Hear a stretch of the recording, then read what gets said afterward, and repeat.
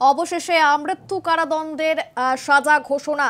শিয়ালদা আদালতে চিকিৎসক ধর্ষণ খুনে সিভিক ভলেন্টিয়ারকে আমৃত্যু কারাদণ্ডের ঘোষণা আদালতের। তার পাশাপাশি 17 লক্ষ টাকা আর্থিক সাহায্যের নির্দেশ আদালতের। রাজ্য সরকার নির্যাতিতার পরিবারকে 17 লক্ষ টাকা আর্থিক সাহায্য দেবে, যদিও নির্যাতিতার পরিবার জানিয়েছে আর্থিক সাহায্য তারা চায় না।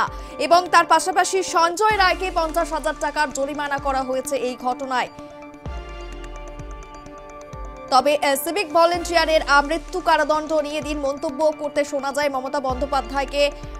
আমৃত্যু কারাদণ্ড নিয়ে সন্তুষ্ট নন তিনি, এমনটা অনেকেরই মতামত। তার পাশাপাশি মুখ্যমন্ত্রী মমতা বন্দ্যোপাধ্যায়ও ঠিক একই কথা বলেন।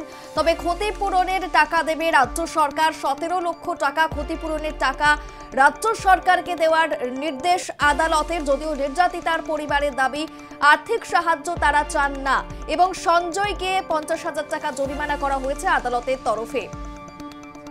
যেই বিষয়টা নিয়ে জল্পনা চলছিল আজ সকাল থেকেই, আমরা আলোচনা করছিলাম বারংবার, ফাঁসি নাকি যাবজ্জীবন, কি সাজা হতে পারে সঞ্জয় রায়ের, সেই আলোচনার অবসান হয়ে গিয়েছে। অবশেষে 2:45-এ শুনানির দ্বিতীয়ার্ধ শুরু হয় এবং তারপরেই সাজা ঘোষণা করেন বিচারপতি অনির্বাণ দাস এবং আমৃত্যু কারাদণ্ডের সাজা শোনান তিনি। এবং সঞ্জয় রায়ের আমৃত্যু কারাদণ্ড সাজা হলো 3 ধারায়, অর্থাৎ ভারতীয় ন্যায় সংহিতা 3 ধারায় দোষী সাব্যস্ত হয়েছিল সঞ্জয় রায়, যার কারণে আমৃত্যু কারাদণ্ড। আজ সঞ্জয় রায়ের বক্তব্য শুনে বিচারক, যেখানে সঞ্জয়কে আরো একবার বলতে শোনা যায় তাকে ফাঁসানো হয়েছে এবং তার যে আইনজীবী, সঞ্জয়ের আইনজীবী, তিনিও আদালতে জানিয়েছিলেন যে এটি বিরলের মধ্যে বিরলতম ঘটনা নয়, সঞ্জয়কে সংশোধনের সুযোগ দেওয়া উচিত বলেও তিনি মন্তব্য করেন।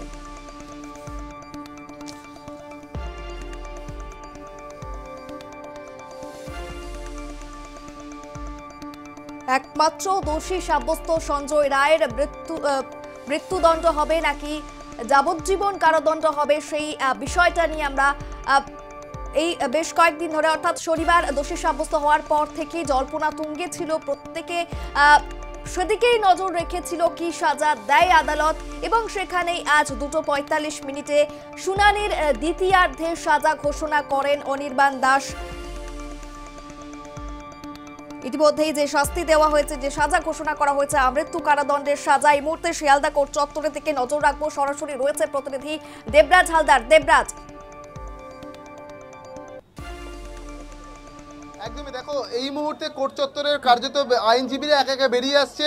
সার্বিকভাবে গোটা পরিস্থিতি নিয়ে যে আইনজীবীরা প্রথম দিন থেকে এই বিচার প্রক্রিয়াকে সামনে থেকে দেখেছে, তাদের সাথে একটু কথা বলবো।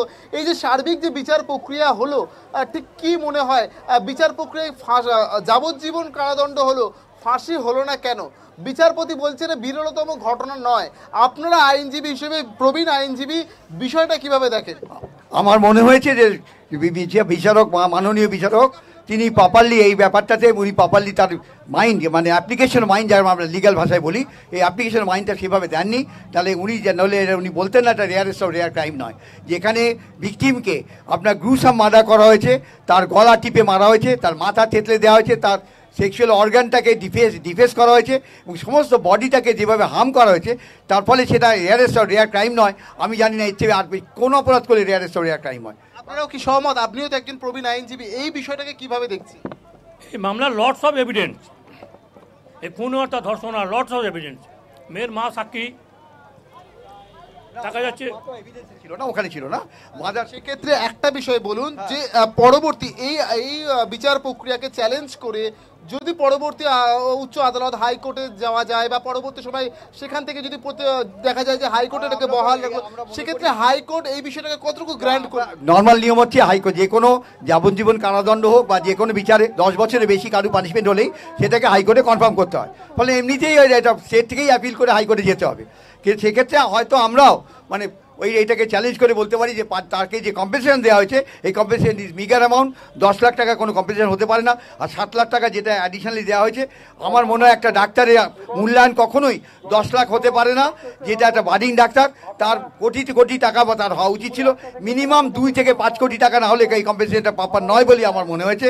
এবং আমি মনে করি যারা এই ক্রিমিনাল অফেন্সের সঙ্গে ইনভলভ আছে তাদেরকেও এগেনস্টে তাদের চার্জশিট দিতে হবে এবং চার্জশিট দেওয়ার জন্য এই ভিকটিমকেও দরকার পড়লে আবার তাকে জেরা করতে হবে এবং জেরা করে এবং যারা যারা ইনভলভ আছে তাদেরকে বার করতে হবে, বার করে সাপ্লিমেন্টারি চার্জশিট, যেটা এখনও শিয়ালদা কোর্ট বলেছে যে আমরা সাপ্লিমেন্টারি চার্জশিট নেব, এই চার্জশিট দিলে আমরা জানতে পারবো আরও কারা কারা অ্যাকিউজ আছে এবং তাদেরও একই বিচার পদ্ধতির মধ্যে দিয়ে তাদেরও যাতে কি মনে হয় তদন্ত প্রক্রিয়া কোথাও কি গলদ ছিল যার কারণে বিচার প্রক্রিয়ার বিচার দিতে গিয়ে একটু সমস্যার মুখোমুখি হতে হলো? যেখানে পরিষ্কার প্লেস অফ এভিডেন্স হিসেবে যেটা দেখানো হয়েছে সেই আপনার সেমিনার রুম, সেখানকার ইয়েটা ভেঙে ফেলা হলো, রুমটা, তার ব্লাড স্টেন এবং অন্যগুলো রিমুভ করার জন্য। একটা বিষয় স্পষ্ট, একাধিক অভিযোগ এবং একাধিক তথ্য প্রমাণ যেভাবে চুলচেরা বিশ্লেষণ করা উচিত ছিল সিবিআই, সেটাই কোথাও হয়তো গলদ ছিল, যার কারণে বিচারপতিকে বলতে দেখা গেল বিরলতম ঘটনা নয়। তবে একাংশ বলছে এটা যদি না বিরলতম ঘটনা হয় তাহলে বিরলতম ঘটনা কোনটি, সেই প্রশ্ন তুলে কার্যত আদালত চত্বরের বাইরে রণংদেহী এই আমজনতা। তারা বলছে যে বিচার প্রক্রিয়া যেভাবে হওয়া উচিত ছিল, সত্যিই কি বিচার প্রক্রিয়া তার দায়িত্ব পালন করেছে? বিচারপতির ভূমিকা নিয়ে কিন্তু একাংশ বলছে ফাঁসি হলে বিচার প্রক্রিয়া যথাযথ হতো। এই গোটা বিষয় নিয়ে অনেকেই কিন্তু সন্দিহান, আইনজীবী থেকে শুরু করে সাধারণ মানুষ। প্রিয়াঙ্কা, একবারই দেবরাজ, সেই ছবি আমরা দেখলাম। অসংখ্য ধন্যবাদ। কথা বললাম প্রতিনিধি দেবরাজ হালদারের সঙ্গে।